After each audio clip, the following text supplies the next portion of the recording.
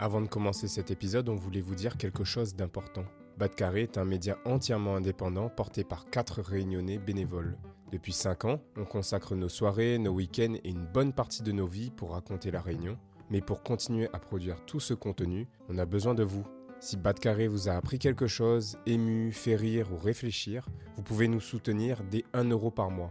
Ça peut paraître symbolique, mais pour nous c'est énorme. Ça nous aide à financer le matériel, les logiciels, les monteurs et à garder Bas de Carré libre et vivant. On compte vraiment sur votre soutien. Le lien pour faire un don est en description. Merci, bon paix la Réunion.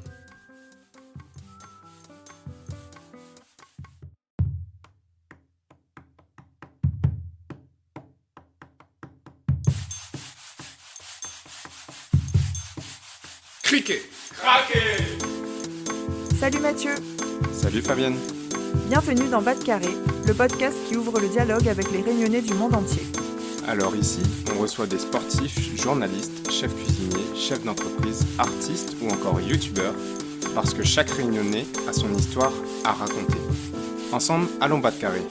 Allons découvrir qui ils sont et comment ils font pour garder en eux la Réunion.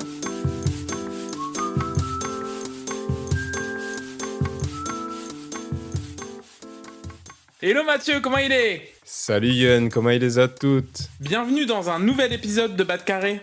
Aujourd'hui, on reçoit Clément, cartographe réunionnais et créateur de La Plaine des Cartes. La cartographie est un métier technique, mais elle permet aussi de raconter le territoire, avec des données c'est sûr, mais aussi avec un regard et parfois de l'humour, vous le verrez dans cet épisode. Clément, c'est les pieds sur le terrain et la tête dans la data. Un parcours ancré ici, à Sillaos, une manière très concrète de lire l'île. Ces cartes parlent à tout le monde, elles montrent ce qu'on voit tous les jours sans toujours le remarquer. On va parler de son parcours, de son retour sur l'île, de la Plaine des Cartes et aussi de géopolitique. Un sujet qui nous passionne, Clément et moi, et on va le voir avec son projet Archipel Stratégie. Un épisode pour mieux comprendre la Réunion, carte en main. Bonne écoute à toutes.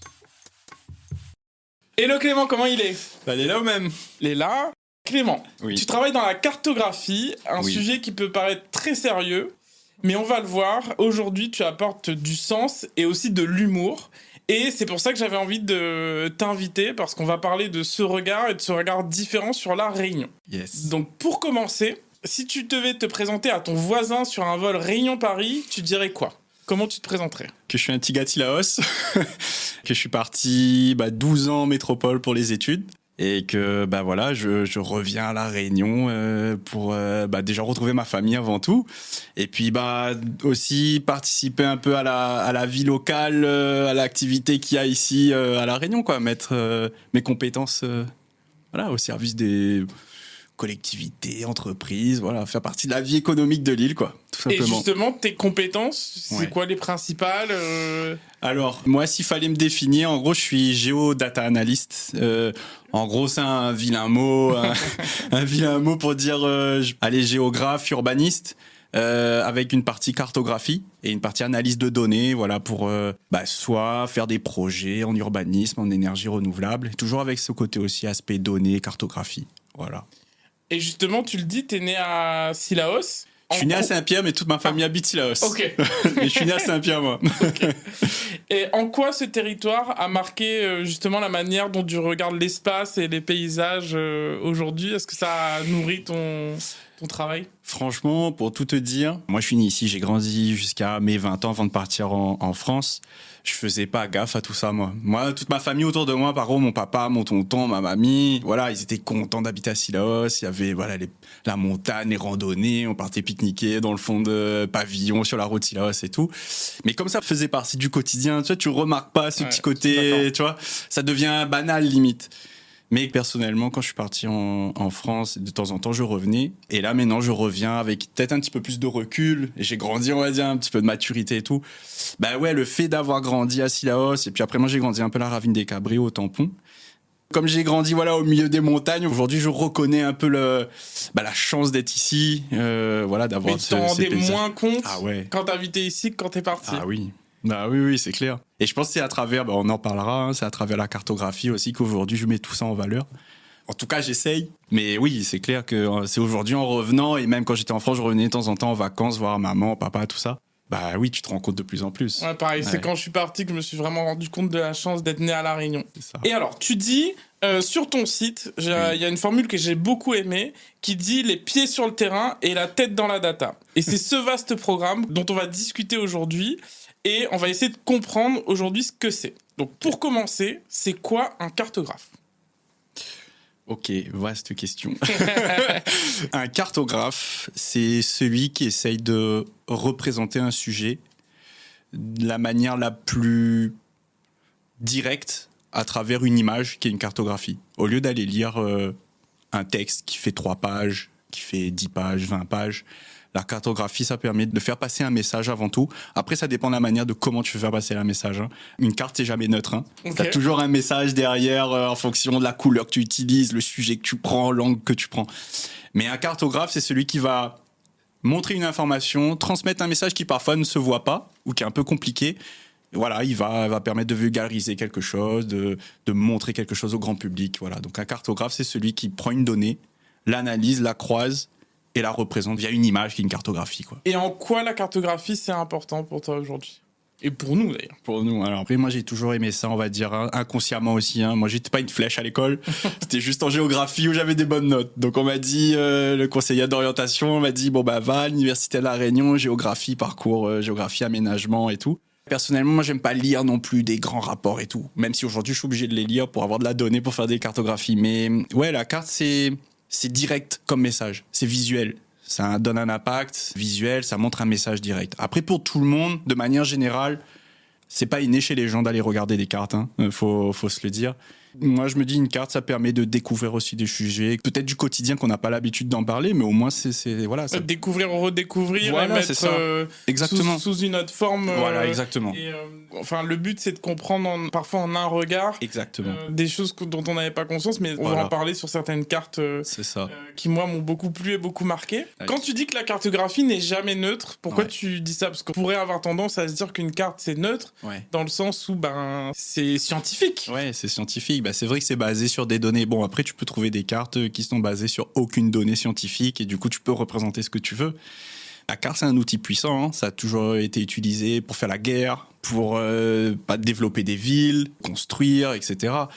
Donc oui, c'est un outil puissant et c'est pas un outil neutre parce que même si c'est basé sur des données scientifiques, il faut toujours se dire qu'il y a une limite dans la donnée que tu vas chercher. Donc il faut toujours être, on va dire, assez neutre sur le travail que tu fais. Mais tu as quand même peut-être un angle de vue qui fait que ça va pas plaire aux autres, ça va avoir des critiques, etc. Mais voilà, c'est jamais neutre en tout cas. Et il y a des conflits aussi sur certaines cartes où certaines nations ou certaines zones sont reconnues par certains et pas Exactement. par d'autres. Et voilà, c'est ça, ça c'est très géopolitique comme sujet. Mais même ça peut être aussi repris politiquement, que ce soit à La Réunion ou dans d'autres pays, une carte sur la précarité énergétique, que ce soit à La Réunion ou ailleurs. Dès qu'il y a des élections, il y en a qui vont prendre cette carte et ils vont penser que le mandat avant a pas fait les choses correctement et l'autre va reprendre en disant regardez, moi j'ai fait les choses correctement, ça a évolué depuis. Mais ouais, sur le côté géopolitique, il y a des pays qui sont pas reconnus et donc il y a des cartes où on voit pas ces pays-là, les frontières. Et du coup, cartographe, est-ce que c'est un métier qui est répandu à La Réunion ? Avec le peu de recul que j'ai, parce que je suis rentré récemment, après 12 ans en métropole, c'est pas aussi répandu que ce qu'on peut voir en métropole par exemple. Il y a des personnes qui font des cartes, qui s'intéressent aux cartes, des profs d'histoire géo, des entreprises, des administrations, etc. Il y a même des bureaux d'études qui sont calés en cartographie de développement, voire plus que moi même, beaucoup plus technique. Mais j'ai pas l'impression avec le recul, peut-être que je me trompe, mais que ce soit aussi répandu. Voilà. Et justement, c'est quoi la différence entre exercer ce métier ici à La Réunion avec la nouvelle activité que tu vois par rapport à l'Hexagone ? Est-ce qu'il y a une différence ? Non, pour moi, il n'y a pas de différence. Tout le monde fait à peu près la même chose pour faire une carte. Tu vas rechercher des données, etc. Après, c'est le sujet qui peut être différent, par contre. Ok. Voilà. Le sujet à La Réunion, des choses qu'on ne voit pas en métropole, ça, c'est différent. Ça apporte une petite touche singulière, quoi. T'as un exemple, du coup ? La carte sur Saint-Expédie, par exemple, ou les snack bars. Ça fait partie de notre culture. La carte des snack bars, est-ce que tu peux nous expliquer ce que c'est ? La carte des snack bars. Bon, alors il faut replacer tout ça dans son contexte. Moi, j'ai réalisé cette carte, c'était vraiment sur un coup de tête dans le cadre d'un challenge international. Il n'y avait rien à gagner, c'est chacun en fonction de son niveau faisait une petite carte. Une carte par jour pendant 30 jours, voilà.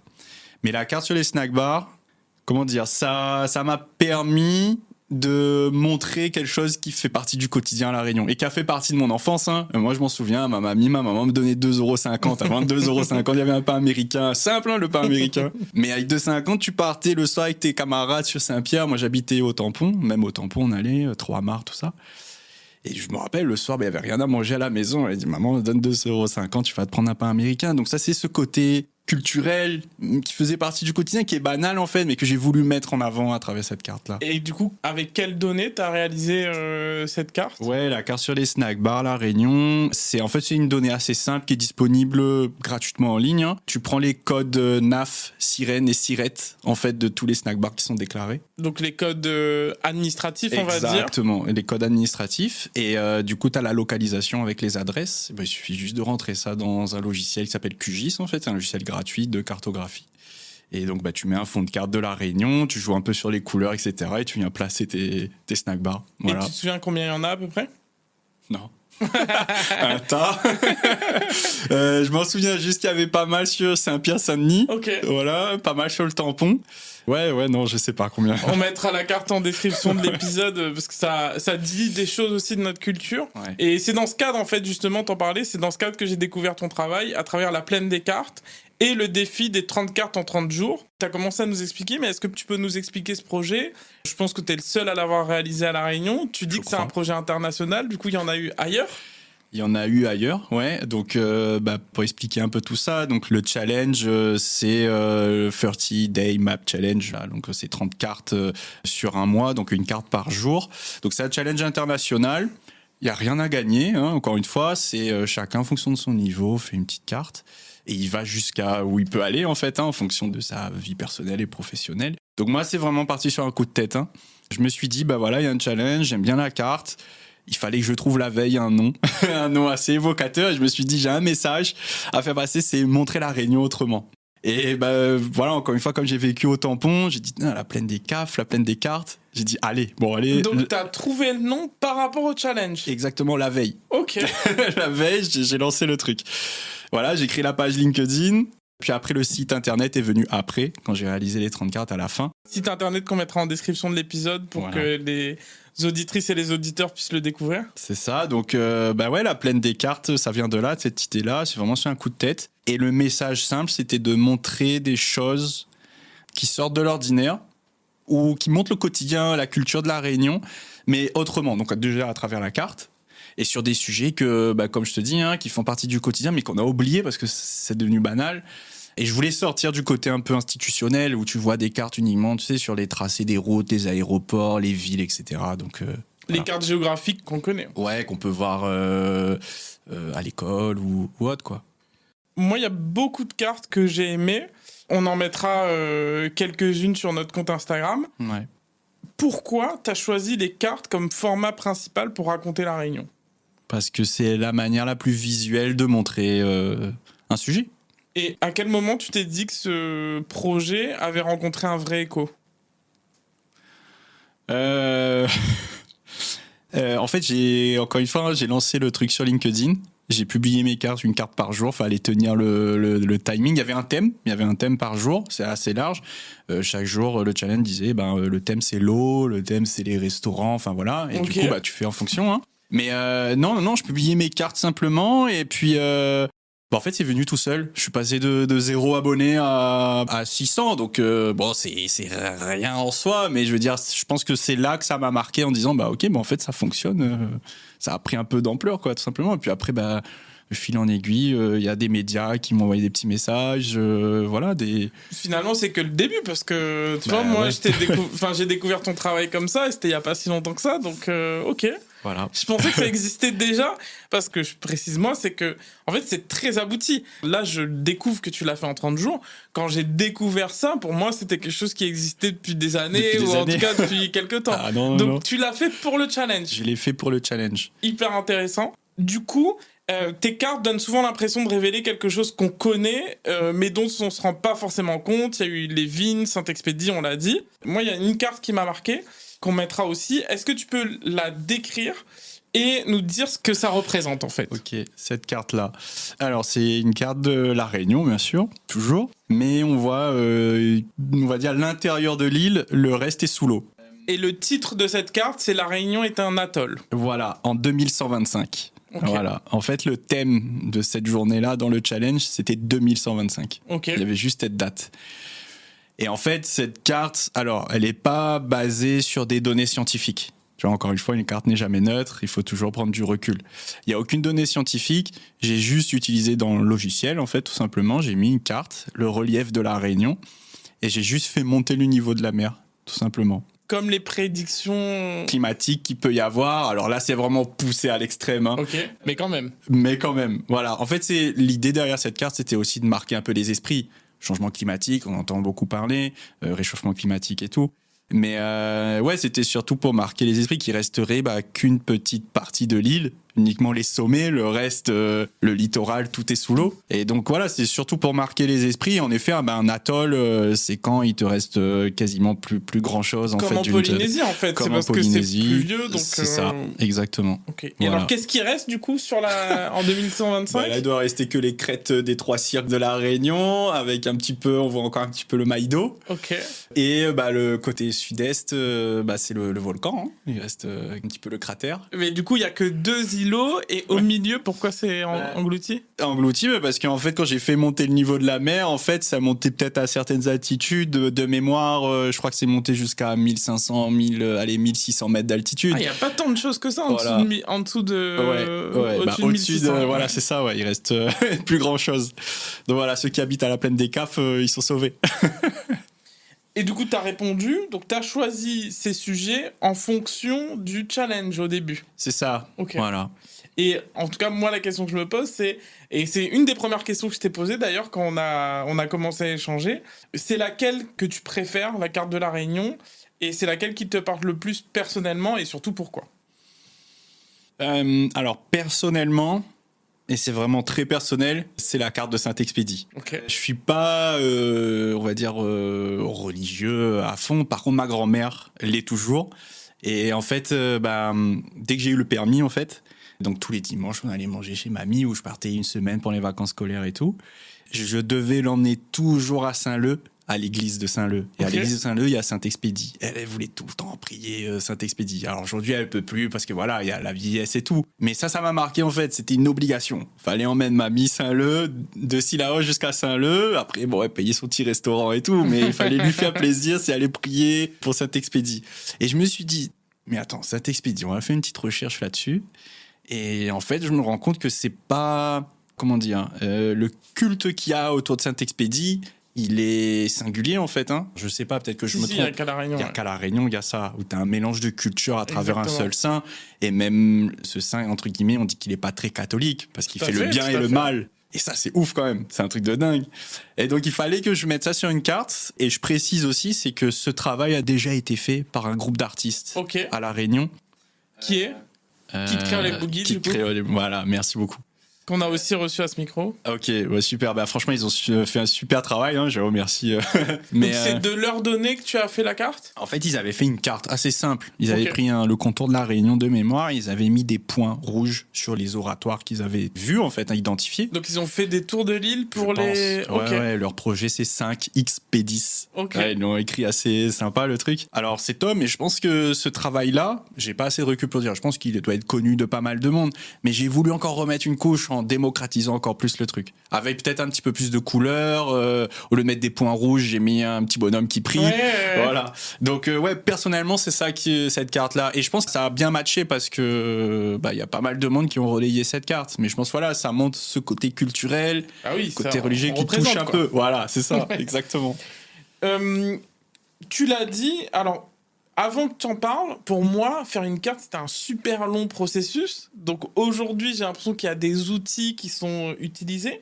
Mais est-ce que tu peux nous expliquer les quelques outils et les quelques étapes que tu utilises du coup pour créer des cartes? On va dire il y a 3 phases hein, Ok. dans la réalisation d'une carte. Le plus gros, et ça c'est le travail en sous-marin, c'est un truc que personne ne voit, c'est la recherche de données. Ok. Le croisement des données, vérifier si c'est des données correctes. Donc moi quand j'ai fait ce challenge, j'étais en métropole encore. hein. Et je préparais mon retour, là. J'étais à 2 mois avant de revenir à La Réunion. Donc, en fait, moi, avec les moyens que j'avais, mais c'est un outil, c'est déjà une recherche approfondie du sujet et des données. Donc, sur Internet, bien sûr, que je rentre tout ça, donc premier outil, dans un tableau Excel. Ok. Voilà. Bon, depuis que je suis arrivé à La Réunion, ce qui est cool, c'est mon côté, on va dire, histoire géo, ça, c'est maintenant, je vais à la médiathèque, dans les archives, fouiller, fouiller ce qui raconte l'histoire de La Réunion, et moi, je récupère les données, je les mets dans un tableau Excel. En fait, le tableau Excel permet de, 1, récupérer la donnée, 2, de croiser la donnée, de vérifier si ce que tu prends est correct, vérifier, etc. Ça, c'est le premier outil. Notamment j'imagine, longitude, latitude. Exactement, c'est ça. Les localisations. Okay. Parce que des fois, tu peux avoir des infos qui sont contradictoires, en fait. Donc, il faut peser le pour et le contre, vérifier si l'un dit plus que l'autre. Voilà, il faut toujours vérifier. Mais ça peut être l'altitude, ça peut être la localisation, comme tu dis. Ça peut être... j'avais fait une carte sur l'écosystème de la canne à sucre à La Réunion. Voilà. Ouais. Donc, sujet quand même assez complexe et même conflictuel, hein, parce que j'ai eu des commentaires, voilà, mais c'est normal, je peux comprendre. Mais voilà, vérifier où sont localisées les balances, qui produit quoi, le rhum, le sucre, la bagasse, la production d'électricité. Enfin, voilà, il faut quand même trouver de la donnée. Donc ça, le tableau Excel, c'est le premier outil. Le deuxième outil, c'est QGIS. Alors QGIS, c'est un logiciel de cartographie qui est gratuit. Okay. Beaucoup de cartographes l'utilisent. Okay. Parce que quand même, pour un logiciel gratuit, les mecs ont poussé ça vraiment très fort. Hein. Et du coup, tu viens prendre ce tableau Excel-là avec toutes tes données et tu viens l'intégrer dans QGIS. Donc ça, c'est ton deuxième outil. Et bien sûr, tu vas récupérer des bases de données en fait, qui sont en ligne et qui sont gratuites ou payantes. Ça dépend. Hein. J'ai utilisé des données gratuites et payantes pour ce challenge-là. T'as des exemples, du coup, de bases de données ? Ouais, bases de données gratuites, ça va être sur l'Institut géographique national, hein. C'est l'IGN, qui recense en fait quasiment presque toutes les données sur les territoires, que ce soit en métropole ou dans les DROM, en fait, hein, dans les Outre-mer. Et c'est leur travail. C'est leur travail. Okay. Ah ouais, franchement, ils font un travail de dingue. Hein. C'est eux qui ont estimé, par exemple, la hauteur précise du Piton des Neiges ? Peut-être. Okay. C'est une bonne question. Sûrement, je pense, hein, avec tous les outils qu'ils ont, ça m'étonnerait pas, mais c'est eux qui ont fait... Sur les routes aussi, en fait. Ouais, on est d'accord. Ouais. Okay. Recensement des routes, des ravines, des cours d'eau, de l'altitude, les fonds marins. Enfin, les fonds marins, c'est d'autres données. Mais voilà, c'est des données qui sont publiques et conséquentes, en fait. C'est une mine d'or. Des relevés du relief de La Réunion, et des derniers relevés là, ils sont énormes, hein. Tu vois au détail près la végétation, la profondeur de la ravine, c'est un truc de ouf. Et voilà, après t'as des données payantes comme j'avais fait une carte géopolitique sur les trafics maritimes. Donc tu peux récupérer des données, peut-être gratuites sur certaines données, certains sujets, mais par contre après il faut payer. Donc voilà le type de données. Donc Excel, premier outil. Deuxième, QGIS, tu viens croiser tout ça. Donc le gros travail, ce qu'on voit pas, c'est la recherche de données. Et après, le travail qu'on voit à la vitrine, c'est limite le plus facile, entre guillemets, mais c'est de représenter tout ça avec de la couleur. Quel message tu veux faire passer aussi, hein, parce qu'avec toutes ces données, tu peux faire passer 1000 messages. Donc il y a un côté infographique. Ouais, c'est ça. Je me considère pas infographiste, je me considère comme un mec qui aime bien fouiller, chercher, être curieux sur de la donnée, la représenter. Mais sur la fin, pour que ça parle, en fait, c'est aussi parce que c'était digeste que ça m'a parlé. C'était du premier coup d'œil, on reconnaissait. La légende de la carte était bien claire. Titre, avec une couleur, exactement. Voilà, le choix des couleurs, l'échelle. Donc t'as quand même un travail éditorial. C'est ça qui est intéressant. C'est-à-dire que on se dit qu'un géographe ou la géographie c'est neutre, mais il y a aussi ce côté où selon le nom, t'as un peu ce côté qui va marquer ou non. Ok. C'est ça. Voilà. Hyper intéressant. Et après, du coup, la publication et la mise en avant. C'est ça aussi qui fait la différence avec d'autres cartographes, c'est que toi, tu l'as mis en ligne et c'est comme ça qu'il y a une visibilité autour de ça. Donc, c'est hyper intéressant. J'ai lu que tu avais quand même fait une carte, la carte des 10 minutes. Est-ce que tu peux me parler de cette carte parce que je l'ai trouvée hyper intéressante aussi. Parce que je pense que c'est la première fois qu'on le faisait à La Réunion, si je me trompe pas. Ce challenge ? Ouais. Ouais. Après, il y avait une autre personne de l'université de La Réunion qui l'a fait, mais qui l'a pas fait sur tous les jours et voilà, sur tous les sujets. Mais ouais, je pense que j'étais le seul. Hein. Ouais. Mais ouais, la carte des 10 minutes, du coup. Ouais. Ça, c'était une galère aussi, hein, parce que le thème c'était 10 minutes. Tu fais une carte en 10 minutes. Franchement, c'est pas facile, hein. Parce que si vraiment tu joues le jeu, et j'ai joué le jeu, hein, tu allumes ton ordi. Au pire, tu commences, tu ouvres ton logiciel, tu mets le chronomètre. Il faut aller chercher la donnée. Déjà, il faut avoir une idée du sujet. Donc il faut pas avoir le sujet avant, tu vois, il faut vraiment que tu joues le jeu. Chercher la donnée, l'intégrer, la télécharger, des fois ça prend un peu de temps, tu vois, t'as pas de la donnée tout de suite, l'intégrer dans le logiciel, croiser, voir quel message tu veux faire passer. Et en fait, les 10 minutes sont déjà passées. Donc j'ai dû faire 3 fois l'exercice. Ok. De mémoire, le premier, j'ai voulu faire un truc énorme. Je crois que j'avais fait sur le carburant à La Réunion. L'impact du carburant à La Réunion, ça aussi, hein, c'est quelque chose de banal. Hein, mais on dépend de ça aujourd'hui à La Réunion pour aller travailler, les services de pompiers, sécurité, secours et tout. Ça n'a pas marché. Je crois que je l'ai fait en 30 minutes, je crois. Okay. Donc ça n'a pas marché. Mais tu l'as gardé pour un autre jour, du coup, parce que ça me dit quelque chose, la carte. Je l'ai quand même mise pour le thème, en disant, bah voilà, j'ai raté les deux premières cartes, par contre, la troisième, j'ai réussi. Et la deuxième carte, de mémoire, hein, c'était croiser, en fait, les catastrophes naturelles, les arrêtés de catastrophes naturelles à La Réunion, cyclones, sécheresse et tout, et la disponibilité en eau, avec les réservoirs d'eau. Et on voyait, de mémoire, je crois, de Saint-Louis, beaucoup de sécheresse, beaucoup d'arrêtés de catastrophes naturelles, et t'as une ressource en eau qui devient rare, en fait, finalement. Donc ça aussi, j'ai raté.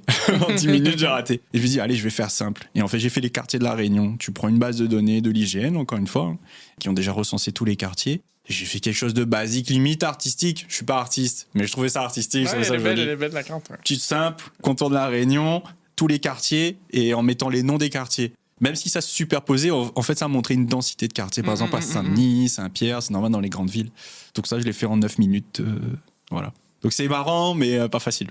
Super challenge, ce qui a mis en avant finalement La Réunion et les cartes. Et après ce challenge, du coup, c'est quoi la suite Alors, c'est quoi la suite ? Il y a plein d'idées, plein de projets. Pour être franc, alors, ce qui a bien matché, c'est que le fait d'avoir publié des cartes, ça a mis une visibilité aussi sur ce travail-là, hein, tout simplement. Des possibilités de collaboration avec des médias. Ok. Par exemple, j'avais fait une carte sur le cyclone Garance. J'étais revenu en vacances en plus à ce moment-là, donc on avait été 3 jours à la maison. Bon, même au Tempo, il n'y avait pas trop de dégâts, ça va. Mais moi, j'ai fait une carte sur les quartiers inondés à Saint-Denis. Et le fait de croiser population, la densité de la population et les quartiers inondés, ça montre quand même une image forte, quoi. Comme quoi, il y a du monde qui a été impacté.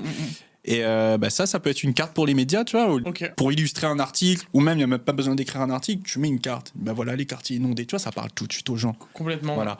Donc ça, c'est des possibilités de collaboration qui se font progressivement. Là, en ce moment, il n'y a rien de concret, mais j'échange avec des médias qu'on connaît ici, hein, tous, hein.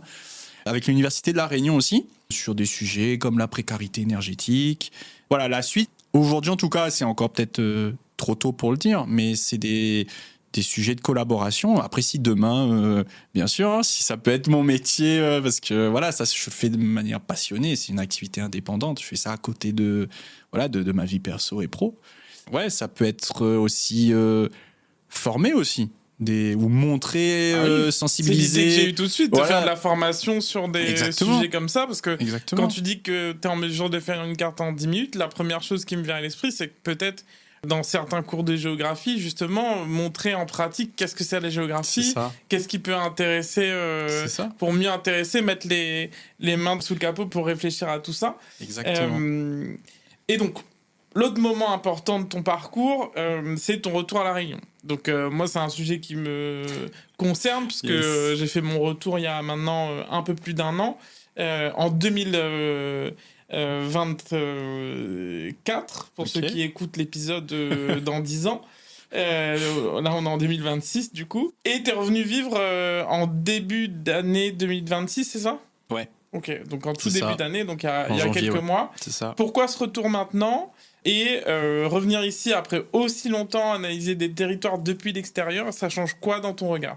Ok. Moi, je suis resté 12 ans en métropole, donc j'étais parti pour les études. Et puis après, la vie fait que j'ai eu l'opportunité de travailler là-bas, d'avoir aussi une petite famille. Hein, donc, je suis parti tout seul. Là, on est revenu à 4. Donc, après, oui, alors si personnellement, il faut expliquer ça, c'est...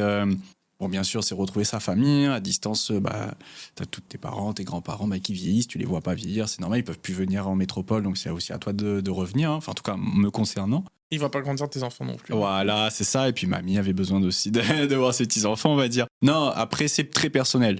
Je trouve que c'est très enrichissant de grandir ici. Voilà. Peut-être ça parle pas aux autres, mais ça parle plus à nous, hein, Réunionnais, mais... Ouais, voilà, je trouve que grandir ici, ça apporte quelque chose de particulier, de singulier, d'enrichissant. Moi, j'avais besoin que mes enfants connaissent ça. Bon, là, ça, c'est ma vie personnelle, mais j'avais besoin qu'ils connaissent ça. Voilà, tout simplement. Côté pro, j'avais besoin aussi de revenir parce que je me dis, bah voilà, j'ai fait quand même 10 ans, presque 10 ans d'expérience en métropole. Je trouve que c'est un bon cap. J'avais besoin de revenir et aussi participer aussi à la vie active ici, hein, tout simplement. Voilà. Et tu avais une deuxième question, mais j'ai oublié. Bah, ici, justement, ce côté pro, est-ce que ça a changé ton regard d'avoir le territoire depuis ici? Alors, j'ai pas assez de recul pour te dire si ça, ouais, si ça change dans mon regard. un an. Dans un an, Ok. voilà, c'est ça. Mais voilà, je vois que c'est peut-être que j'avais pas ce recul-là quand je suis parti. Hein. T'es à peine majeur, donc Ouais. tu sais, t'es dans un autre délire aussi. Hein. Vu de loin et vu que moi, c'est des questions qui m'intéressent en tant que géographe, je pense que les problématiques structurelles de la Réunion, économiques, socio-économiques, sont encore là malgré qu'il y ait eu des efforts de fait hein, de la part des politiques et autres et tout. Mais il y a encore taux de chômage élevé, etc. Mais je vois quand même une certaine Évolution.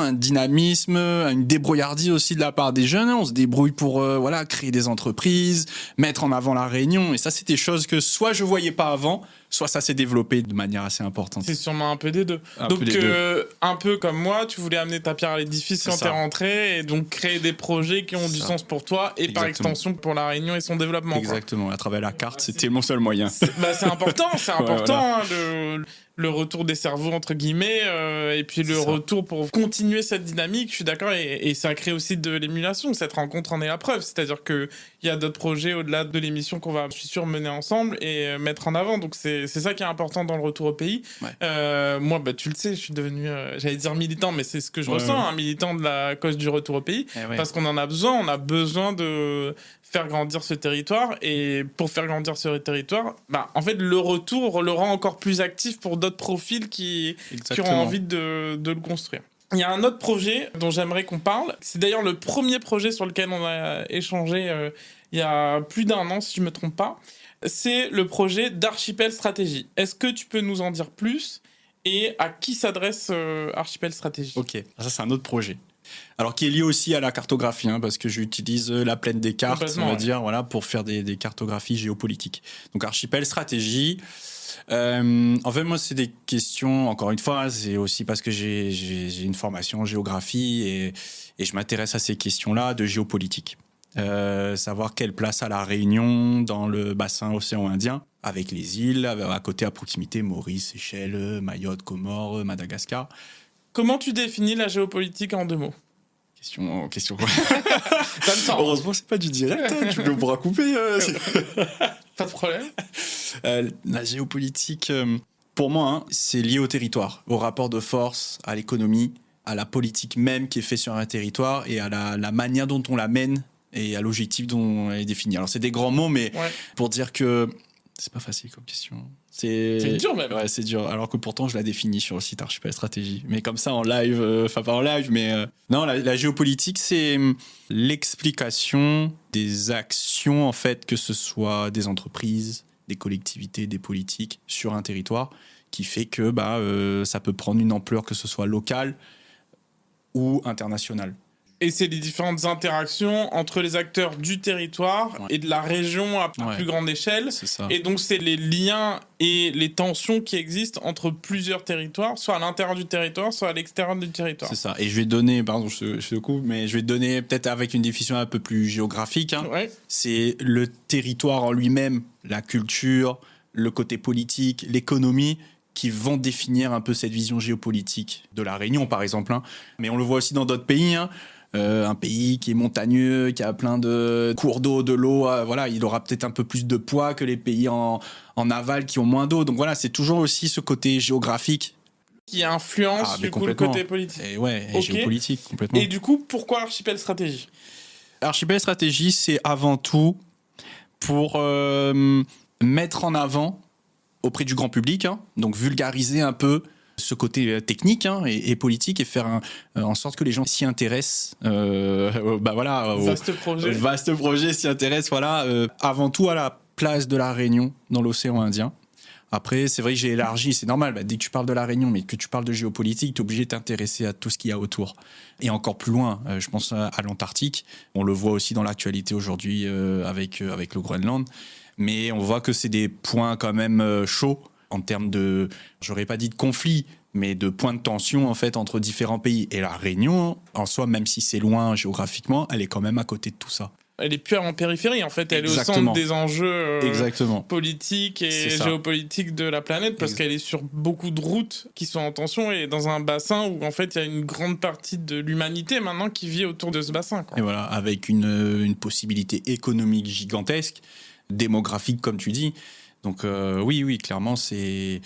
Aujourd'hui, je pense que vu le monde aujourd'hui qu'il est instable, je pense que c'est le bon moment aussi de sensibiliser les gens sur, pas que sur le risque, mais sur juste prendre conscience que la Réunion, c'est pas juste un petit caillou dans l'océan Indien. T'as une culture, voilà, t'as une certaine économie qui fait que t'as une stabilité ou pas avec d'autres territoires à proximité. Et du coup, pourquoi est-ce important, selon toi, de parler de géopolitique à l'échelle de la Réunion ? Alors, t'as donné un début d'explication, mais... Parler de géopolitique à la Réunion, c'est pour connaître notre île déjà. Je pense que c'est un bon point de vue pour savoir que on n'est pas juste une île isolée dans l'océan Indien. On n'est pas une île isolée, il y a des raisons pour lesquelles on continue à être un département français, il y a des intérêts géopolitiques pour lesquels on reste un département français. Enjeux stratégiques, exactement, que ce soit pour les ressources énergétiques, ressources maritimes, un point d'appui aussi pour la sécurité régionale. Donc oui, c'est vrai que c'est aussi voilà, de montrer, encore une fois, que c'est pas qu'un simple petit caillou dans l'océan Indien. Après, le deuxième point, c'est à travers Archipel Stratégie, c'est de montrer les opportunités possibles géoéconomiques, géostratégiques qu'a l'île. Alors moi, je m'intéresse beaucoup aux énergies renouvelables. Ça peut être un sujet conflictuel, mais aujourd'hui, on parle beaucoup de souveraineté et de consommer local, produire local. Aujourd'hui, je pense que ça, c'est un sujet important à La Réunion. Il faut en prendre conscience. Et à travers Archipel Stratégie, tu verras, il y a beaucoup d'articles sur l'énergie, des cartographies sur l'énergie. J'ai fait une cartographie sur la dépendance énergétique de l'île. On produit beaucoup localement, mais c'est vrai qu'on dépend aussi beaucoup de l'extérieur. Donc, voilà, on produit localement, mais avec des ressources qui viennent de l'extérieur. Voilà. Alors, pas essentiellement, mais en effet, la production d'électricité, en effet, on prend des ressources extérieures qu'on va utiliser, qu'on va transformer ici. Mais voilà, avec... des millions de litres de bioéthanol qui viennent d'ailleurs pour qu'on puisse avoir de l'électricité aujourd'hui pour des pelets de bois qui viennent, voilà, exactement. Même si on a sur place du potentiel, en tout cas énergétique, type géothermie. Ça, voilà, c'est des sujets assez complexes. Il y a des gens qui sont contre et des gens qui sont pour. Mais c'est des choses qu'il faut mettre sur la table. Et à travers Archipel Stratégie, j'essaye de mettre tous ces sujets qui sont parfois peut-être un peu trop techniques, un peu trop politiques. En gros, c'est une plateforme pour sensibiliser, tout et simplement. Pour j'allais dire dépolitiser, en tout cas pas forcément dépolitiser, mais avoir un regard et un débat neutre sur... c'est ça. On n'est jamais neutre, mais en tout cas quelque chose pour clarifier certaines choses. Exactement. Est-ce qu'il y a un élément qui, tu penses, être mal compris sur le rôle stratégique de La Réunion dans l'océan Indien aujourd'hui ? Un élément qui est mal compris ? C'est un bon exemple. Peut-être les enjeux... les enjeux sur l'énergie qui sont mal connus. Ah oui. Moi, jusqu'à récemment, je savais pas que pour produire de l'énergie, par exemple, on faisait appel à des ressources extérieures. Ouais. Oui, le sujet de l'énergie, je pense que c'est un sujet, encore une fois, qui fait partie du quotidien de La Réunion, mais on se rend plus compte. Par exemple, type le carburant. Donc, en effet, le carburant ne produit pas à La Réunion. Presque tout vient d'Asie du Sud-Est. Okay. Avant aussi, on prenait du charbon, côté Afrique du Sud, etc. Donc, en fait, c'est à travers Archipel Stratégie, oui, c'est un sujet que je mets en avant et qui parfois peut être mal compris ou peu compris de la part du grand public, c'est ça. Ouais, l'énergie, c'est un bon sujet pour montrer la place importante économique qu'a La Réunion et même qu'a l'énergie dans le quotidien des Réunionnais. Voilà. Et même, je vais plus loin, un autre sujet encore qui est, alors peut-être pas peu connu, mais en tout cas peu débattu dans l'espace public, on va dire, c'est la place de La Réunion, surtout aujourd'hui en ce moment, on parle de souveraineté énergétique encore une fois. J'ai réalisé une carte sur les minerais sous-marins qu'il peut y avoir et qui peuvent être utilisés dans le cadre de la transition énergétique pour fabriquer des éoliennes, des composants pour la défense, pour la sécurité, etc. Et en fait, on ne se rend pas compte, mais à La Réunion, autour de l'île, il y a ces ressources-là. Donc à travers la carte, encore une fois, c'est de montrer ça, basé sur des données scientifiques, même si peut-être il y a eu des évolutions entre-temps, ça montre quand même à l'instant T qu'il y a eu ça à proximité et qu'il y a toujours ça à proximité des permis d'exploration d'autres pays aux alentours. Donc en fait, on voit que quand même, on n'est pas perdu au milieu de l'océan Indien. Il y a du monde autour, il y a du trafic maritime autour. Donc encore, c'est une question liée à l'énergie, mais Voilà, c'est des sujets que j'essaye de mettre en avant, qui sont peu ou mal compris. Complètement. Voilà. Et pourquoi, du coup, pourquoi tu fais ça? Parce que t'es ni journaliste, t'as pas, à ce que je sache, d'intérêt politique Non. particulier. Non. C'est quand même 2 projets d'envergure, et quand on a préparé ce podcast, tu m'as dit que t'étais tout seul à les alimenter. Ouais. On est bien placé chez Bas de Carré pour le savoir, en travaillant bénévolement, et parce qu'on a envie de transmettre de l'information, de la culture, etc. Mais pourquoi tu fais tout ça, du coup? Bah, je pense que tu l'as dit, hein, c'est envie de transmettre des informations en tout cas qui sont importantes à mon sens, mais parce que aussi je viens de La Réunion et que j'ai envie de montrer ce qui se passe à La Réunion et ce qu'il y a autour de La Réunion. Oui, je le fais tout seul, c'est une passion, aussi parce que mon parcours, j'ai toujours eu une petite sensibilité sur la géographie, ces questions un peu de comment est créé un territoire, comment on le façonne, etc. Et qu'est-ce qui fait que, pourquoi une montagne permet peut-être à la ville juste en bas d'avoir l'électricité, de l'eau, etc. Donc, c'est des trucs qui m'intéressent. Donc oui, à travers Archipel Stratégie, la plaine des cartes, c'est complémentaire. Hein. Et voilà, je pense que avoir tout dit, sans faire de hors-sujet. Si on regarde un peu, il n'y a pas de hors-sujet. Il n'y a pas de hors-sujet ici. Bah non, le but c'est de prendre le temps dans le podcast justement de ne pas couper, de se dire ce qu'on imagine. Yes. Déjà, merci pour ça, parce que c'est un travail colossal, bénévole, mais qui donne à voir des choses importantes. Donc c'est aussi ça qu'on aime mettre en avant chez Bas de Carré, c'est des initiatives qui font avancer le territoire, qui font avancer la réflexion sur le territoire. Si on regarde un peu devant, comment aimerais-tu faire évoluer ton travail dans les prochaines années? Comment tu vois les prochaines années sur peut-être ces 2 projets, ou en tout cas sur tes projets? Je veux dire, je vais pas me projeter non plus sur des années, sur 10, 20 ans, 30 ans. Mais moi, si j'arrive en tout cas à sensibiliser les gens à travers, encore une fois, la carto sur des sujets comme ça, je serai content. Et en fait, je pense que je fais en fonction des possibilités de collaboration, d'opportunités, etc.